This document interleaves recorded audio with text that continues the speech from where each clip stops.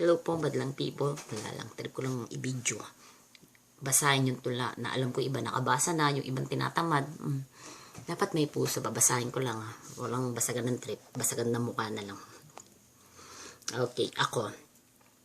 Bata pa lang ako ay tigasin na, hindi natatakot sa belt ni Papa.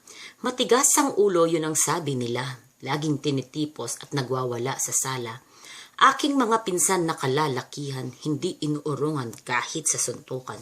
Mga matatanda ako'y laging sinesermonan dahil bukang bibig, puro mura ang laman. Dumaan ang panahon, buhay ay nag-iba.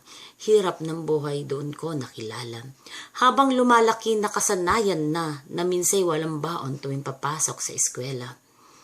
Kung iyong kilala ang lugar na aking nakagisnan, mga drug addict iyong matatanaw sa di kalayuan. Mga batang madungis naglalaro sa lansangan, iniwang ng ina dahil nasa sugalan. Ako ay namulat sa gantong kapaligiran at tinanim sa puso't isipan. Balang araw sila'y aking tutulungan, makaahon sa hirap na kanilang kinasasadlakan. Hirap ng buhay aking naranasan, hindi nakapagtapos dahil sa kakapusan. Nakaramdam ng inggit sa ibang kabataan dahil pangarap nila ay kanila nang uumpisahan. Ako'y nagtrabaho para kumita, doon ding natutong uminom kasama ng tropa. May mga narinig na di maganda, o yang si Ana mabubuntis na walang ama. Sila'y deadma lang ng aking kagandahan, galit sa dibdib pinabayaan ko na lamang at sinabi sa sarili tignan nyo na lang, balang araw ako inyong pasasalamatan.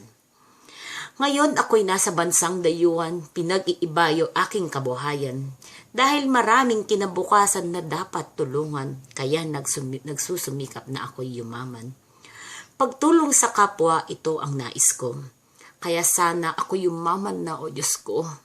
Sapat na kayamanan lang ang hiling ko at magandang kalusugan para sa mga mahal ko. That's all. Yung part 2 ng buhay ko.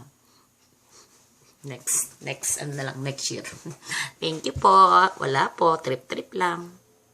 Ito yung mga katang isip ko lamang, gawa-gawa, pero totoo.